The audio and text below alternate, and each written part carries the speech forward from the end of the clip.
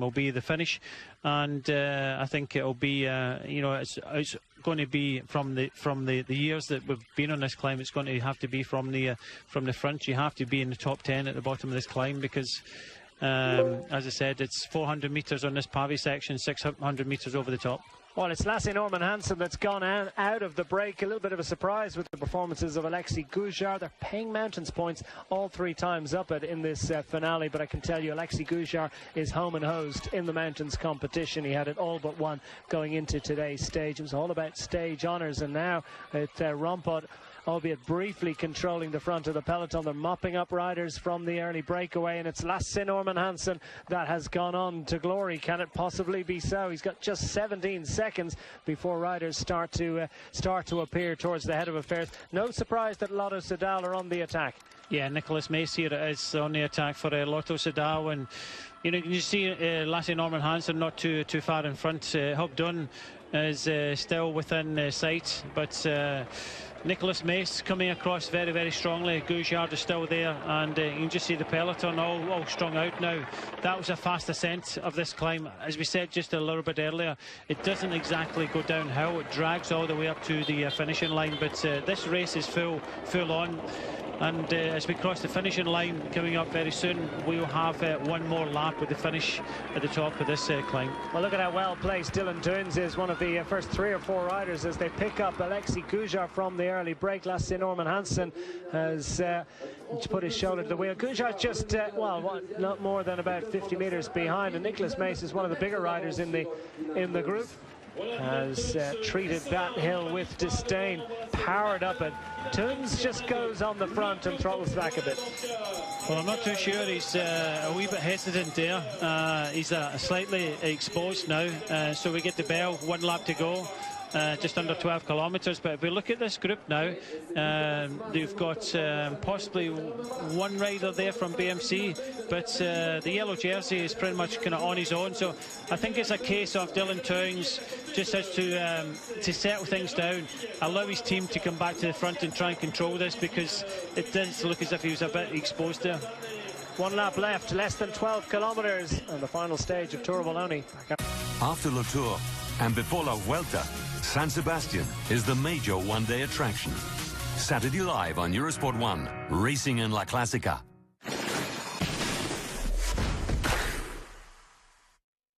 Across the gap to the 4 riders up front in the latter stages. Inside 10 kilometres to go now on Tour of Wallonie final stage with Telenet Fidea Alliance. Well, they had Toon Aerts out front for much of the afternoon. He's back in the bunch, and indeed back behind the bunch at this moment, as the 4 riders up front include 3 from the early break: Lasse Norman Hansen, Hub Dunn and Alexi Gujar, the leader of the mountains competition, and they've been joined by Nicholas Maas of the Lotto Soudal squad. And that was one of those all too brief attacks off the front by the Telenet Fidea Alliance squad, showing plenty of ambition, but you can see that the massed ranks of the BMC team, they've got riders back into position with Jempe Drucker, winner of yesterday's stage, leading the bunch at the moment, and that's good news for Dylan Toons. It is. He was slightly exposed. We're just seeing Klepper doing it for the 2nd day in a row, trying to go off the front now. But when we came up to the line, Dylan Toons was just sitting there. He was waiting for his teammates to come back to the front. And no real danger, no big threat for the overall at the moment. Hub Dunn still in this breakaway, but he only got 14 seconds. He started the day 1.5 minutes down in the classification. So all these 4 riders, no real major threat initially for the yellow jersey, but it's more important to keep the team together, because they kind of lost each other. They lost the control at the front of the peloton, and now they've gained it. But it's kind of all hands to the pump as they're using Jempe Drucker, who could be potentially trying to win the stage today, but needed to control the front of the race. So Drucker is doing a team job. Alexi Gujar, well, his legs have cried enough. 4 days out of 5 in the break this week, and eventually that starts to take its toll as Hub Dunn has a little look around and realises that 4 have become 3. Lasse Norman Hansen is suffering in his wheel, but still equal to the task, and Nicholas Maas, the 31-year-old from the Lotto Soudal squad, has joined this breakaway group, and I suppose he offers a significant threat. It's useful for the Lotto Soudal team to have him there. I think so. He's the freshest rider. He's come from the peloton. They're still kind of hanging on, still hanging in there with about 15 seconds advantage. But it's putting a bit of pressure on the other teams to try and do something. I don't think BMC have to worry too much. I don't think that they'll lose the yellow jersey. But there's certainly a lot of teams trying to bring these riders back, thinking of the stage win today. Well, Nicolas Mas will do what he can to take the stage win. But either way, he offers considerable tactical potential, I suppose, for the Lotto Soudal squad. They've got riders in form in this race. Jesper de Boist, of course, took a sprint win on stage 3. And Jelle van den Dert and Tosh van der Sande are placed 4th and 5th on overall general classification. Van der Sande is just 32 seconds down. Very well placed. He's second, of course, second place overall, and Van den Dert is 4th overall at 42 seconds. So the Lotto Soudal team, plenty to hope for. But will it be another stage success for Lotto Soudal? Will it be for BMC, or will it be for one of the other teams in this bike race? With the total of 20 squads trying to put riders in there. The team Lotto Jumbo on the front, Delco Marseille Provence well to the fore, AG Tour Le Mondial third in line, WB Verin Classic, a Quality Protect is the Dayglow yellow and black colours. And plenty of squads as BMC once more put manners on the rest of the peloton. Every time a team comes up and it slows up a little bit, they're ready to set that tempo, set the agenda, and really make it difficult for everyone else. Yes, and Lotto NL Jumbo coming up to the front. They had 4th place yesterday with Lobato, and I think Lobato, this type of finish will suit him, so they're trying to help him out.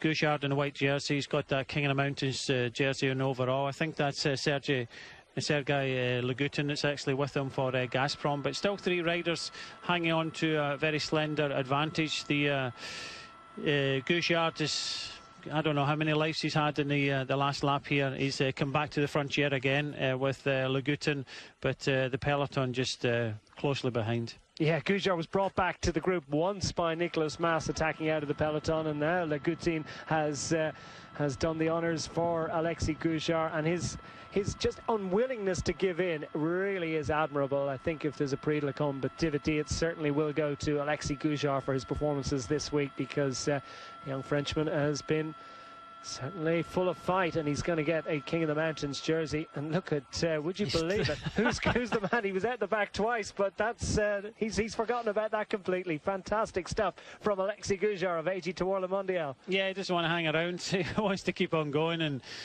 obviously he got dropped, and now he's made himself, he got himself back to the front of the race and is willing to attack all the way towards the line. But BMC have got a good grip of this race. Unfortunately for Lagutin, he's gone across to a few riders that have already made a big effort.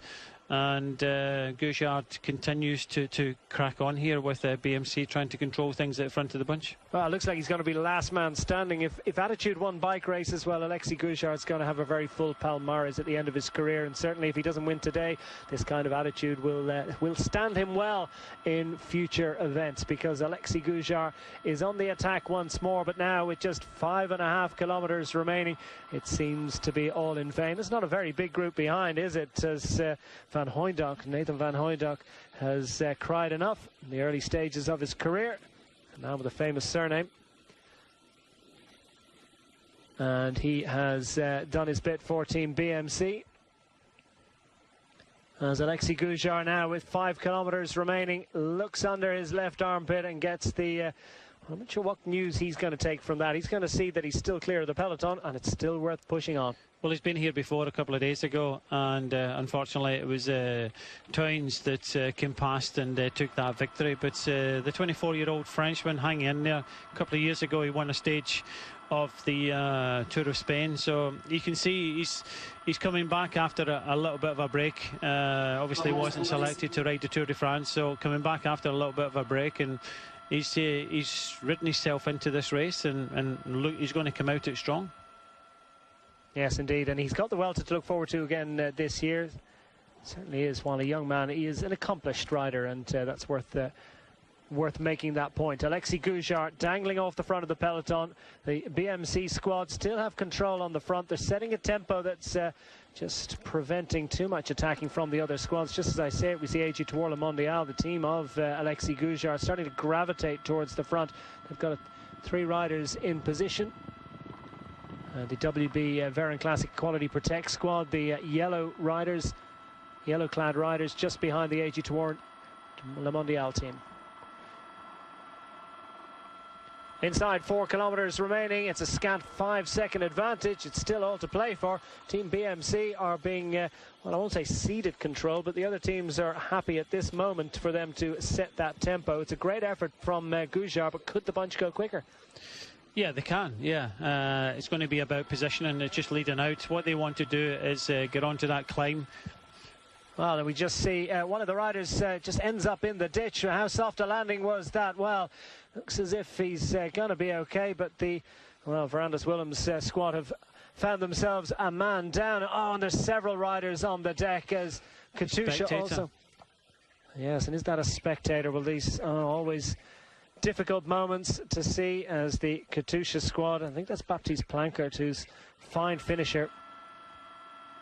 Belgian rider with the Team Katusha squad is holding his right shoulder with anxiety, and that's further whittled down the group. So these crashes, well, almost inevitable with the intensity of the action in the closing stages. Let's get a look at this again on the right-hand side in the cycle lane, and yes, unfortunately, spectator ending up on the deck, as indeed a couple of riders as well. So we hope that they all can recover as we refocus our attention on the race up front. Jempe Drucker piles it on the front, and riders are getting shelled left, right and centre at this moment. It's not going to be a very big group that goes to the bottom of the hill. No, this is the sprint for position. We've got the chicane coming up, which will take us on to the climb. It's all about positioning. Everybody knows that, and that's why Jempe Drucker is his job. They are looking at Dylan Towns, the yellow jersey. If he can go into this climb where he is positioned now in 3rd place, perfect positioning. You don't want to be any further back in about 10th or 12th at the moment. Well, when they hit the bottom of the hill, they've got about a half a kilometre of climbing, of official climbing, when they go under the banner that takes them under the King of the Mountains points.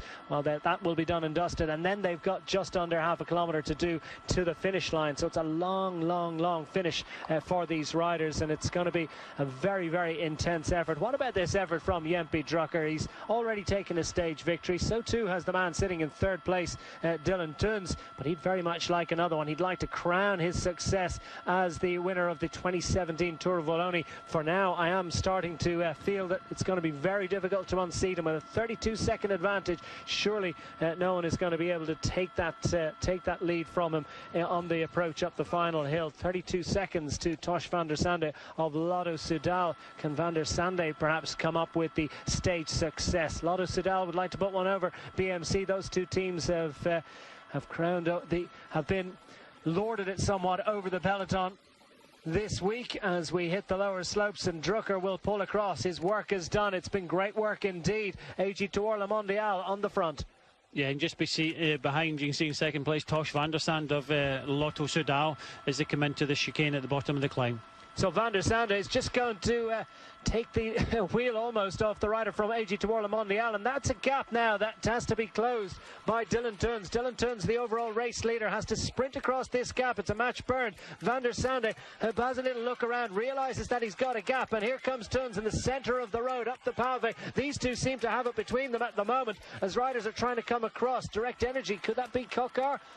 Well, we remain to be seen. Look at this, Dylan Towns once more, as we saw on stage 3. Nothing to touch this man. He's on absolutely flying form, and the 23-year-old Belgian is across the top and over the worst of this climb. Tosh van der Sande able to do nothing about his fellow countryman as the BMC rider in yellow streaks away. Well, can anyone get on terms, because there's a long way to go from here? Yeah, just under 600 metres now to the finishing line. It looks as if Towns in the yellow jersey is going to take his second win of this year's Tour de Wallonie, because Tosh van der Sande, he tried to go with him, but everybody's legs are full of lactic at the moment, just moving across the road now, and a counter attack from Veron Classic now. But I think Towns has got enough in his legs to seal the win. Well, the tactical battle now is for second place on the stage, because this is a promenade, a tour to the victory for Dylan Towns of Team BMC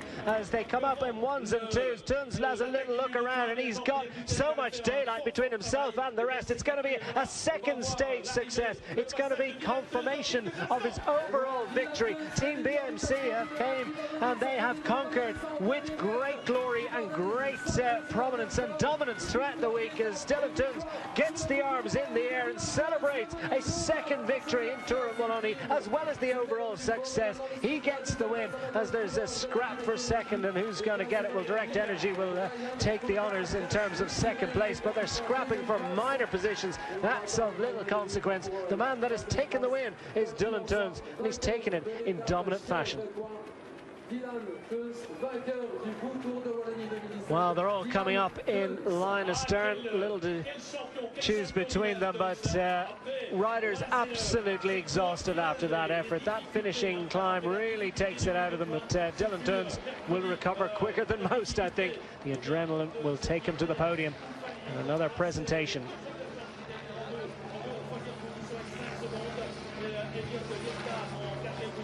Well, some riders from Team Rompot finding themselves having to finish on Shanks Mare, but no doubt about the man who got the win. Looked like Kokar in second place. Well, Direct Energy certainly got the second place on the line. Wait for full confirmation of which rider it was. But Dylan Towns will celebrate the overall victory. The 25-year-old from Belgium, third in Flèche Wallonne this year. He certainly likes it in this part of the world. We'll be back for the podium ceremony after these. The Saganators.